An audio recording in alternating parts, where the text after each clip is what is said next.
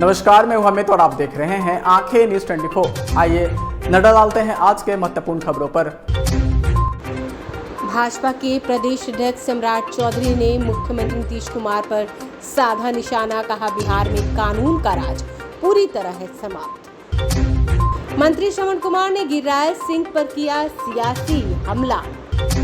टमाटर के बाद अब प्याज के दाम से लोग परेशान, थोक और फुटकर में बढ़ने लगे हैं प्याज के दाम। जन सुराज के संस्थापक प्रशांत किशोर ने पत्रकारों की दशा पर कहा, पत्रकार अपनी व्यथा नहीं लिख सकते। गया जिले के टिकारी प्रखंड में कृषि मंत्री ने किया औचक निरीक्षण, आकस्मिक फसल योजना की समीक्षा की।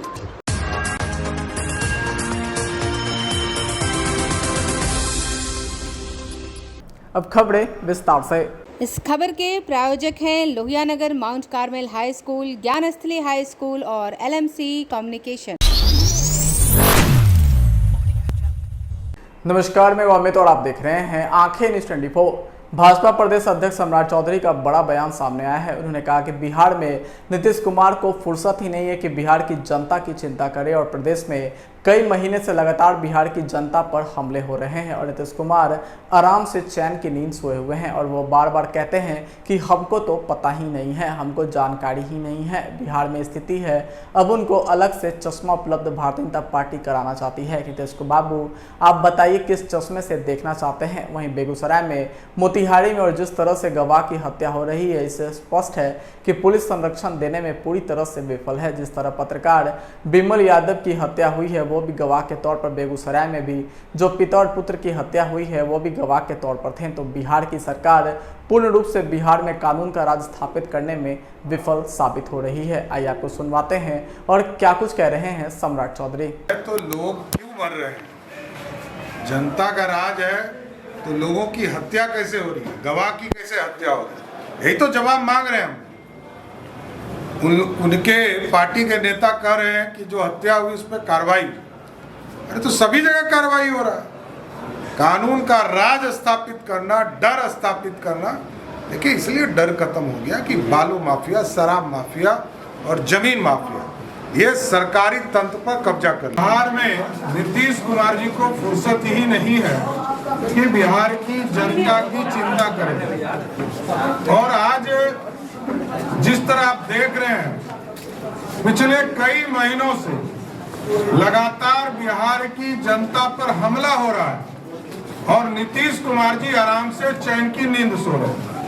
और वो बार बार कहते हैं कि हमको तो पता ही नहीं है, हमको जानकारी ही नहीं है, बिहार में ये स्थिति है। अब उनको अलग से चश्मा उपलब्ध भारतीय जनता पार्टी कराना चाहती है कि नीतीश बाबू आप बताइए किस चश्मे से देखना चाहते हैं। आज भी बेगूसराय में, मोतिहारी में और जिस तरह गवाह की हत्या हो रही है, इससे स्पष्ट है कि पुलिस संरक्षण देने में पूरी तरह विफल है। जिस तरह पत्रकार बिमल यादव जी की हत्या हुई, वो भी गवाह के तौर पर थे। बेगूसराय में भी जो पिता और पुत्र की हत्या हुई, वो भी गवाह के तौर पर थे। तो बिहार की सरकार पूर्ण रूप से बिहार में कानून का राज समाप्त हो गया और नीतीश कुमार जी इन सारे मामले में पूरी तरह विफल हो गए। ग्रामीण विकास मंत्री श्रवण कुमार ने कहा कि प्रधानमंत्री आवास योजना में 3 साल से केंद्र सरकार कोई लक्ष्य नहीं दे रही। उन्होंने कहा कि बिहार में 13 लाख लोग प्रधानमंत्री आवास योजना के तहत प्रतीक्षा सूची में हैं। अगर केंद्र सरकार राशि नहीं देती है तो राज्य सरकार के संसाधन से मुख्यमंत्री आवास योजना के तहत राज्य सरकार गरीबों का आवास बनाने का कार्य करेगी। उन्होंने कहा कि मनरेगा योजना का भी यही हाल है। उन्होंने केंद्रीय मंत्री व बेगूसराय के सांसद गिरिराज सिंह पर आरोप लगाते हुए कहा कि जब से वे केंद्र में मंत्री बने हैं, तब से बिहार में प्रधानमंत्री आवास योजना का लक्ष्य नहीं मिल रहा। आइए आपको सुनवाते हैं और क्या कुछ आरोप लगा रहे हैं मंत्री श्रवण कुमार। ग्रामीण विकास विभाग की योजनाओं के जो हालात है, उसमें केंद्र सरकार हमें सहयोग नहीं कर रहा है। जैसे प्रधानमंत्री आवास योजना गांव के गरीबों के लिए भारत सरकार चलाती है और 3 साल से भारत सरकार ने बिहार को एक भी लक्ष्य नहीं दिया। 2018-19 में एक भी आवास का लक्ष्य बिहार को नहीं मिला। 2022-23 में आवास का लक्ष्य भी प्राप्त नहीं हुआ और 2023-24 जो चल रहा है इसमें भी बिहार को एक भी लक्ष्य नहीं प्राप्त हुआ। और खास करके जब से गिरिराज बाबू मंत्री बने हैं ग्रामीण विकास विभाग के भारत सरकार में और बगल के बेगूसराय लोकसभा से सांसद भी हैं, भारत सरकार में मंत्री भी हैं, तब से एक भी आवास बिहार को नहीं मिला। तो आप समझ सकते हैं बिहार का मंत्री बेगूसराय का सांसद रहने के बावजूद भी बिहार के लिए गरीबों के लिए एक आवास भारत सरकार से लक्ष्य नहीं आवंटित कर सकते हैं। तो ये गांव के गरीब और गांव के गरीबों के लिए आवास की चिंता इनको नहीं है। और दिल्ली में जो बैठी सरकार ये हमेशा कहती है कि हम तो गरीबों के लिए काम करते हैं, हम तो गांव के लिए काम करते हैं। तो गांव के गरीबों के लिए क्या काम करते हैं इसका ताज़ा उदाहरण आपको हमने दिया। दूसरी जो योजना गरीबों के लिए चलाया जाता है राज्य में, हर राज्य में चलाया जाता है, उसका नाम है मनरेगा योजना। और हमारे जो 3 स्तरीय पंचायत के प्रतिनिधि हैं,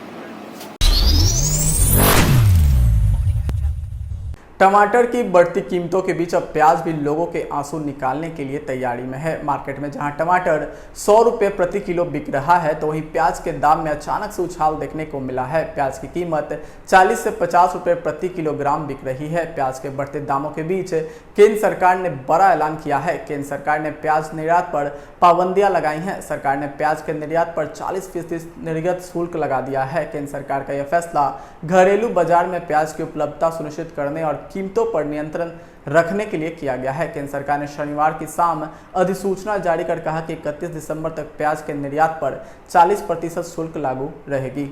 दरअसल टमाटर के बाद अब प्याज भी रुलाने की पूरी तैयारी में है। बाजार में टमाटर के बाद अब किसी सब्जी की कीमत बहुत तेजी से बढ़ रही है तो वो प्याज है। अगस्त महीने में प्याज की कीमतों में 25 से 30% की बढ़ोतरी देखी गई है। वहीं सितंबर महीने में इसकी कीमत और अधिक होने की संभावना जताई जा रही है। ऐसे में सरकार ने प्याज पर 40% का निर्यात शुल्क लागू कर लोगों को राहत देने की बात कही है। बताते चले कि साल के आखिरी में 5 राज्यों में विधानसभा चुनाव होने हैं। इसके अलावा अगले साल अप्रैल में आम चुनाव है। केंद्र सरकार नहीं चाहती कि चुनावों से पहले लोगों को महंगाई का एक और झटका लगे, क्योंकि पिछले दिनों खुदरा महंगाई दर 15 महीने के सबसे उच्चतम स्तर पर पहुंच गई है। खाने पीने के सामानों में भारी बढ़ोतरी दर्ज की गई है। टमाटर, सब्जियों, मसाले, चावल और गेहूं के भाव तेजी से बढ़ने लगे हैं। ऐसे में सरकार का यह कदम आम लोगों के लिए एक राहत भरी मानी जा सकती है। कुछ दिन पहले ही गेहूं की बढ़ोतरी कीमतों के बीच सरकार ने गेहूं के निर्यात पर भी पाबंदी लगा दी थी, जिसके बाद घरेलू बाजार में गेहूं के दाम स्थिर हैं। समाचारों में वक्त हो चुका है एक छोटे से अंतराल का। I am Shalini Singh, principal of Ludhianagar Mount Carmel School. Here in our school, we give best education and good environment to our students, where they can learn well. We provide here well-equipped lab, well-equipped, well-stocked library. We have here well-trained teacher also. We have a sports playground for cricket, volleyball, football, and also provision for indoor activities.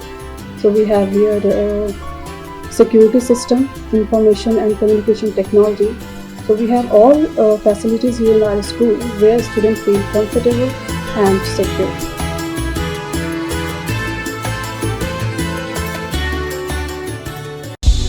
क्या आप पत्रकारिता के क्षेत्र में अपना career बनाना चाहते हैं? तो आज ही Royal Ashoka Institute of Mass Communication and Journalism में अपनी जगह सुनिश्चित करें।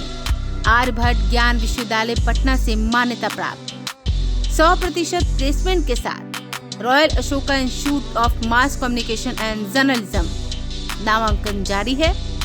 हमारा पता है DS/16 गायत्री मंदिर के समीप, कंकड़ बाग, पटना 8,20,000। आप हमें संपर्क भी कर सकते हैं।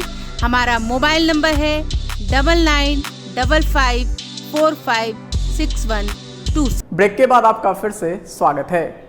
नमस्कार, मैं अमित और आप देख रहे हैं आंखें न्यूज़ 24। जन सूरज पदयात्रा के सूत्रधार प्रशांत किशोर ने कहा कि बिहार में लॉ एंड ऑर्डर पूरी तरह से बिगड़ गया है। प्रशांत किशोर ने राजद पर हमला करते हुए उन्होंने कहा कि मैं अपना एक अनुभव बता रहा हूं। 2015 में जब बिहार में महागठबंधन की सरकार बनी थी तब 4 ऐसे मंत्री रहे जिनका आज मैं नाम लेना नहीं चाहूँगा। वो आज कैबिनेट में मंत्री हैं जो उस समय में भी विधायक जीते थे और उनका नाम आरजेडी की ओर से बताया गया था। प्रशांत किशोर समस्तीपुर के ताजापुर कस्बे में जनसंवाद के उन कार्यक्रम में उन्होंने कहा कि बिहार में पत्रकारों की जो हालात है वो सबका दुख लिख सकते हैं, अपना दुख छोड़कर। आज पत्रकारों की जो दुर्दशा बिहार में हो रही है वो बहुत ही खराब है। हम यहाँ 1 साल से बिहार में घूम रहे हैं और पत्रकारों से मिल रहे हैं और ये पूरी तरह से बिहार में दिख रहा है। आइए आपको सुनवाते हैं और क्या कुछ कह रहे हैं प्रशांत किशोर। जब पिछले साल महागठबंधन बन गया, जब आरजेडी सरकार में रहेगी तो निश्चित तौर पे लॉ एंड ऑर्डर की समस्या आनी ही आनी है। मैं आपको एक अपना अनुभव बता रहा हूं। 2015 में महागठबंधन की सरकार बनी थी तो हम भी उस पूरे अभियान में शामिल थे। 4 ऐसे मंत्री, आज मैं नाम नहीं लूंगा लेकिन आप खुद ही समझ जाइएगा, 4 ऐसे मंत्री आज कैबिनेट में हैं जिनका नाम उस समय भी विधायक जीते थे और उनका नाम आरजेडी की ओर से बताया गया था। नीतीश कुमार जी ने, हम लोगों ने, सब ने मिलकर उस पर ऑब्जेक्शन किया और ये सुनिश्चित किया कि वो 4 लोग मंत्री न बने। आज वो चारों लोग मंत्री हैं। तो जब उस कैरेक्टर के लोग मंत्री रहेंगे, सरकार चलाएंगे, तो लॉ एंड ऑर्डर अच्छा होगा कि बिगड़ेगा? जब आप बालू माफिया, शराब माफिया को, कॉन्ट्रैक्ट किलर्स को अपने कैबिनेट में बैठाइएगा तो लॉ एंड ऑर्डर की दशा बिगड़ेगी नहीं तो क्या होगी?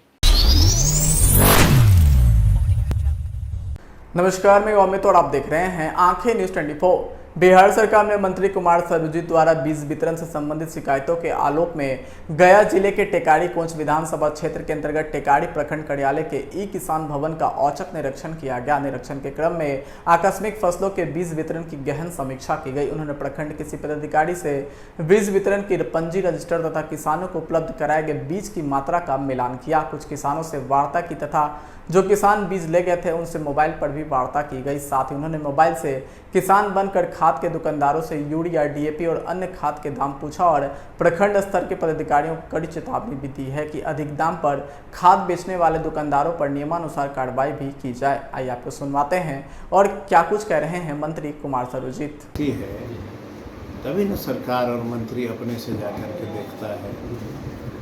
कुछ बात ऐसी आई होगी हमारे कान में तभी न हम आए हैं।